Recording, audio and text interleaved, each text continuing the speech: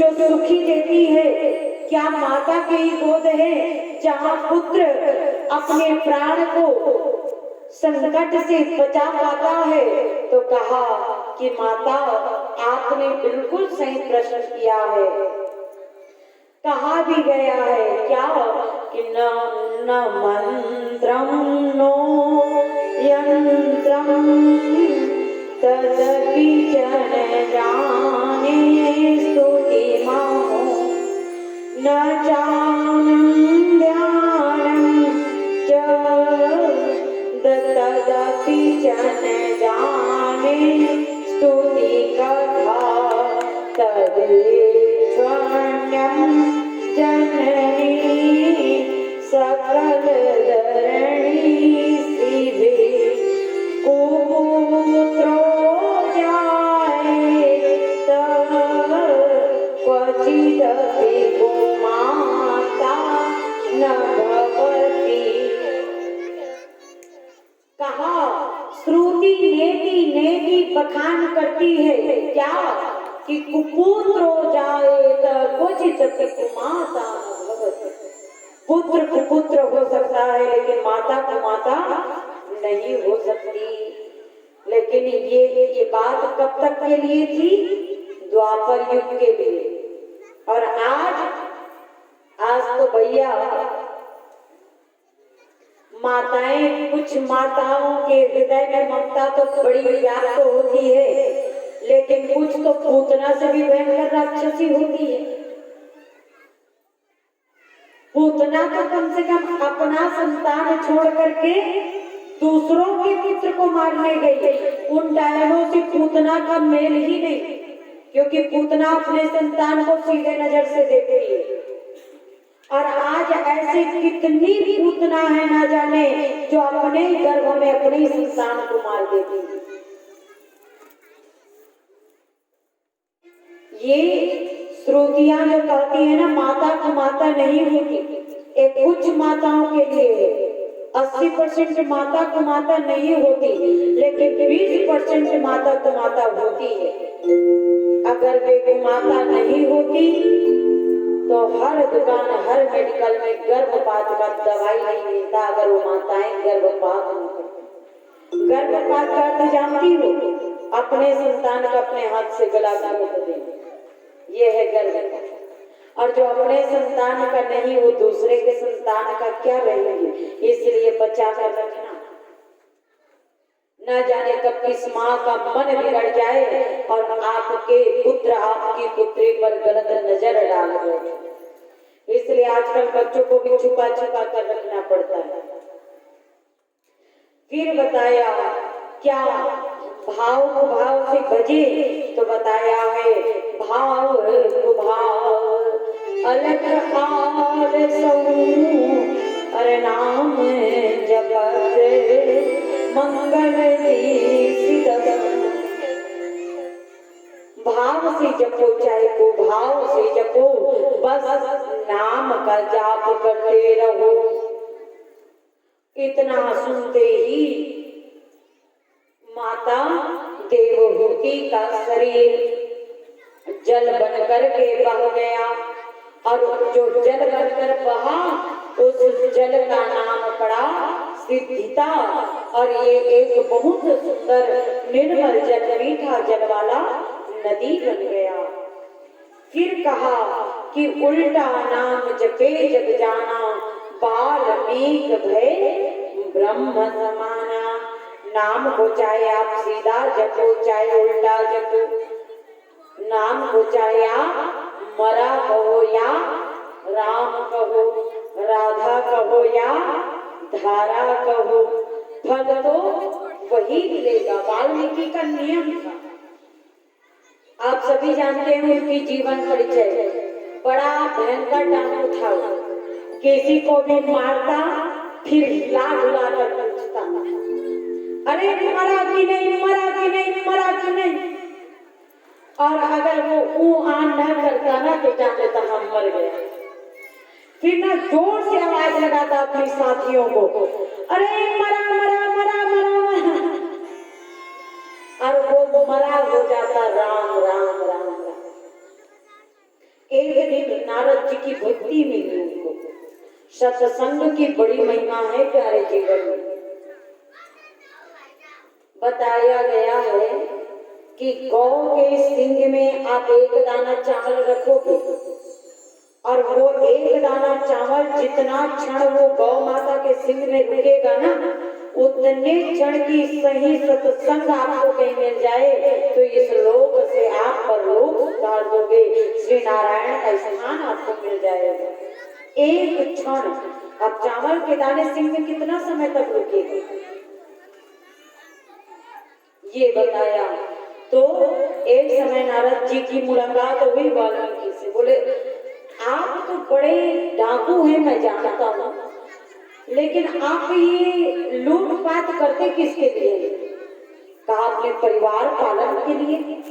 बोले क्या संपत्ति परिवार लेता है? बोले हाँ बिल्कुल लेता है। और पाप? कहे जब संपत्ति लेता है जी तो पाप भी लेगा। नहीं मुझे तो नहीं लगता था। क्यों? एक बार पूछ कर आना। नारद जी की बात मन में बैठ गई। नारद जी ने जड़ी बूटी दे दी और वो जड़ी को पिए गए, 100 डिग्री बुखार आ गई। और जैसे ही फीवर बढ़े कहने लगा मुझे अब ये यम के दूत दिख रहे हैं। अरे इतने दिन तक तुमने मेरे कमाए धन को आपस में बांटा, अभी मेरे पाप बांट लो, मेरा जो यात्राएं कम हो जाएंगी। सब पीछे हट गए। अरे तुम्हारा काम था सो तुमने किया, तुम्हारे पाप हम अपने सर क्यों ले? वाल्मीकि जी जान गए कि ये सब खाने के परिवार हैं, लेकिन दुख बांटने के कोई परिवार नहीं है। वापस आए, कहा नारद जी आपने सत्य कहा था। अब नारद जी ने कहा देखो आप ये दुनियादारी छोड़कर राम राम रटो। नारद जी की संगति हुई, राम राम तो कहता बेचारा, लेकिन नियम था मरा मरा कहने का। बैठने के समय राम राम राम 2-4 बार बोल लेते, फिर मरा मरा मरा मरा ये हो जाता। लेकिन जैसे ही मरा मरा होता कि फिर राम राम कहने लग जाता। और भगवान कहते हैं मेरा प्रिय भक्त चाहे मुझे राम कहकर पुकारे, चाहे मुझे राम कहकर पुकारे, चाहे मुझे मां कहकर पुकारे, या मुझे मरा कहकर पुकारे, मैं उसके पास अवश्य जाता हूँ। आज भगवान श्री बालकृष्ण लाल श्रीमन नारायण भगवान राम रूप में वाल्मीकि को दर्शन दे गए। ये है उल्टा नाम जपे जग जाना, बाल्मीक भय ब्रह्म समान। सत्संग होती है। एक समय एक राजा ने पूरे राज्य में ढिंढोरा पिटवा दिया, बाजे गाजे के साथ अनाउंसमेंट ऐलान करवा दिया। क्या? कि मेरे पास एक बकरा है, जिस बकरे को जो भरपेट भोजन कराएगा उसे मैं अपना आधा राज्य सौंपूंगा। कहे आधा राज्य सौंपने वाला है। ये बात एक व्यक्ति के पास तक पहुंची तो वह व्यक्ति जो है क्या करता है, आया और बकरा को घास आदि खिलाने लेकर गया। एकदम सुंदर सुंदर हरी हरी घास खिलाया और खिला करके वापस लाया। अब परीक्षा की बारी आई। राजा ने हरी घास बकरे के सामने डाल दी और जैसे ही बकरे के सामने डाली कि बकरा उसे खाने लगा। बोले तुमने भरपेट भोजन नहीं कराया, इसलिए तो बकरा खा रहा है ना। अगर भरपेट भोजन कराते तो इसके पेट में कुछ आता ही नहीं। अब वहां से सारा दिन बेचारा धूप में छांव में जा जा करके बकरे को खिलाया पिलाया, अंत में परिश्रम विफल हुआ। फिर एक आदमी आया राज्य से, कहा मैं खिलाऊंगा, और वो खिलाऊंगा कहे तो वो बकरा लेकर गया। वो उससे भी अच्छी अच्छी घास खिलाने लगा बकरा। और कुछ क्या बात है, आजकल मुझे बड़ा सुंदर सुंदर घास मिलता है। बकरा खाने लगा। आगे गया, शाम ढला, 5 बजे का समय था। जैसे ही बकरे को लेकर के आए कि बकरा खाने लगा और राजा ने डाली घास फिर खाने लगा। बोले तुम भी अच्छे से इसका पेट नहीं भरे। तभी उसी समय की बात है, एक सत्संगी मनुष्य आया और वह सत्संगी आया, बकरा लिया और एक छड़ी लिया और बकरे को ले जा करके हरे हरे घास के सामने खड़ा किया। और जैसे ही बकरा मुख लगा था कि रत्ती से उसके मुख में मारता। वो सत्संगी जैसे ही बकरा खाने को मुंह खोलता कि छड़ी से उसके मुंह में मारता और अच्छी अच्छी घास के पास लेकर गया, एकदम हरी हरी मुलायम मुलायम घास के पास लेकर गया। जैसे खाने लगता जोर से मारता उसे और धीरे धीरे धीरे धीरे सुबह से लेकर शाम तक ना जाने कितनी छड़ी उस बकरे ने मार खाई। और मार खाते खाते खाते खाते बेचारा डर गया। अब जैसे ही राजमहल में आया और महल में आकर के उस बकरे के सामने घास डाली गई और घास डाली छड़ी सामने लेकर बैठा। अब बकरा सोच रहा है नहीं खाऊं तो ही अच्छा, खाऊंगा तो फिर छड़ी से मार पड़ेगी, इससे अच्छा है कि मैं ना ही खाऊं। अब सत्संगी से अंत में बकरे ने यही विचार कर लिया कि मैं खाऊंगा ही नहीं तो मार ही नहीं पड़ेगी।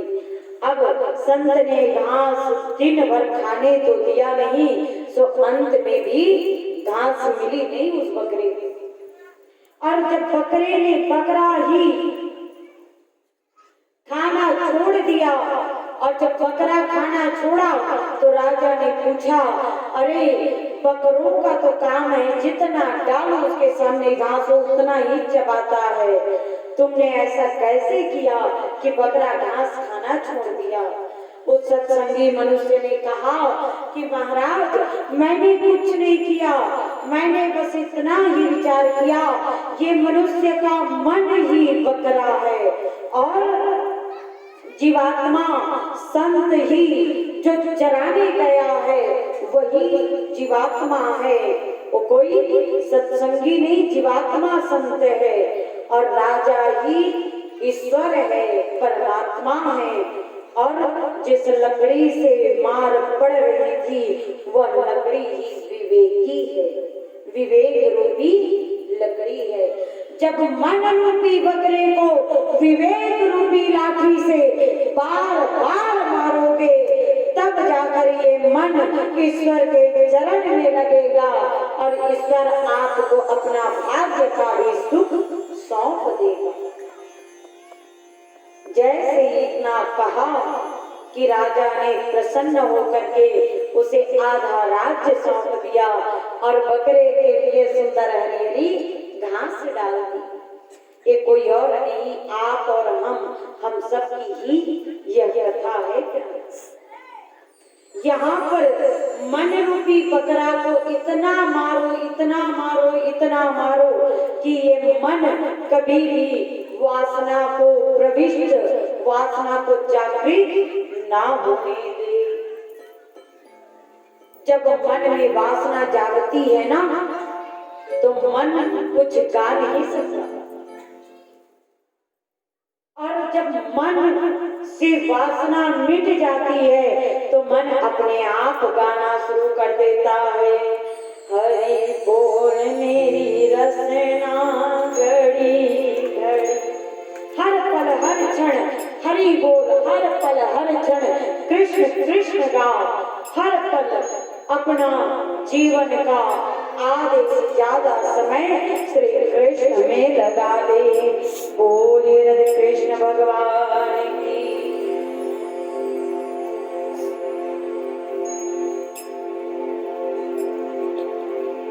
बोले बांके बिहारी लाल की।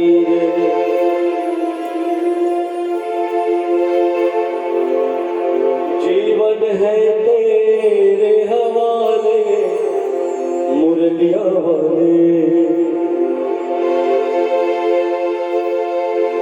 बाके मुरलिया वाले, प्यारे मुरलिया वाले, बाके मुरलिया वाले, प्यारे मुरलिया वाले, जीवन है तेरे हवाले मुरलिया वाले, जीवन है तेरे हवाले मुरलिया वाले, बाके मुरलिया वाले, प्यारे मुरलिया वाले, बाके मुरलिया वाले, प्यारे मुरलिया वाले, जीवन है तेरे हवाले मुरलिया वाले, जीवन है तेरे हवाले मुरलिया वाले।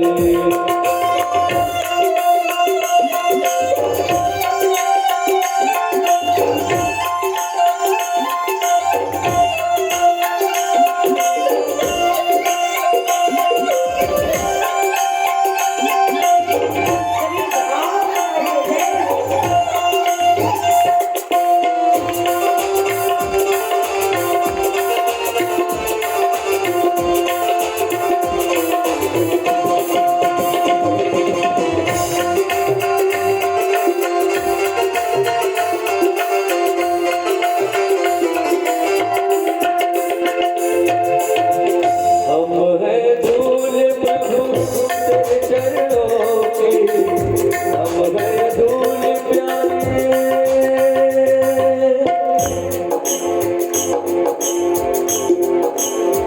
हम हैं धूल प्रभु तेरे चरणों की, हम हैं धूल प्यारे तेरे चरणों की, वृंदावन में बसा है मुरलिया वाले, वृंदावन में बसा है मुरलिया वाले, जीवन है तेरे हवाले मुरलिया वाले।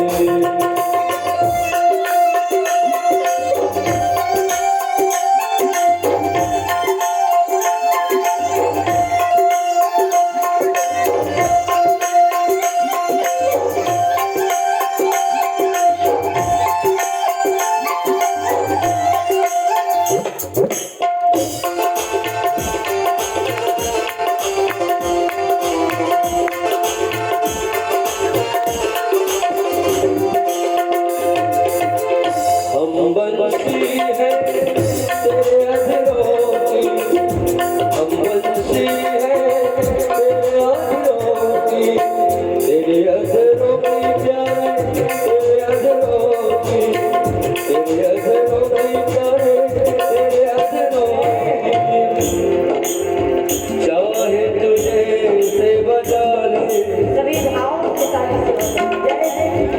चाहे तुझे से बजा ले मुरलिया वाले, जीवन है तेरे हवाले मुरलिया वाले।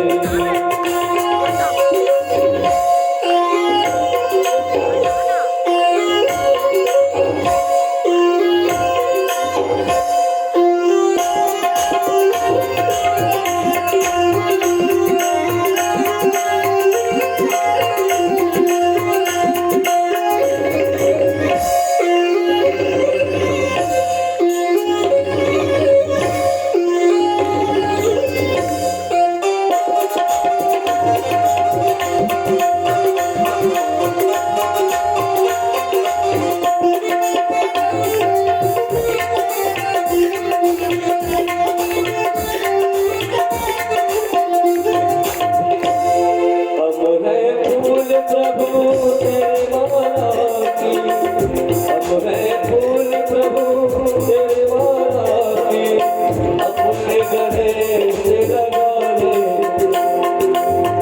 अपने गले से लगा ले मुरलिया वाले, जीवन है तेरे हवाले मुरलिया वाले, जीवन है तेरे हवाले मुरलिया वाले, जीवन है तेरे हवाले मुरलिया वाले, जीवन है तेरे हवाले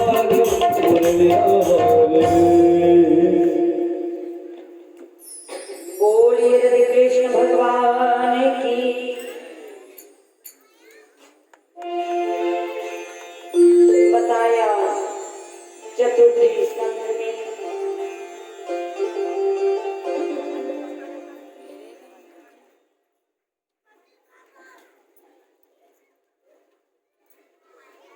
चतुर्थी स्कंध के अंतर्गत श्री शिव जी और माता सती का सुंदर चरित्र आता है। श्रीधर स्वामी ने इसका बड़ा ही सुंदर विवेचन किया है।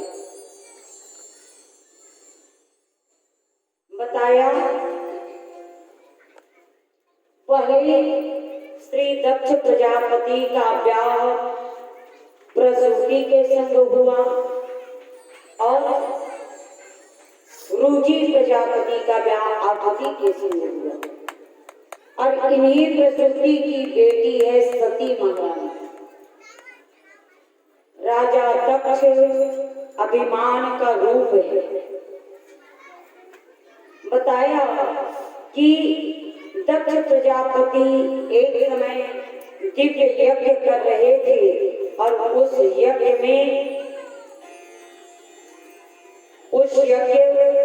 के पीछे समस्त अपने देवों यक्षों गंधर्वों सबको निमंत्रण दिया है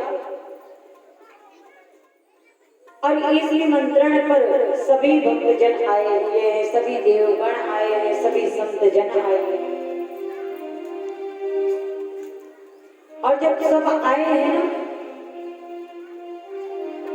तो देवताओं ने जब दक्ष प्रवेश पाया यज्ञ मंडप में तो देवताओं ने उठकर दक्ष को प्रणाम किया है, लेकिन महादेव ने मानसिक प्रणाम किया, खड़े नहीं हुए। और जब खड़े नहीं हुए तो महादेव से कहने लगे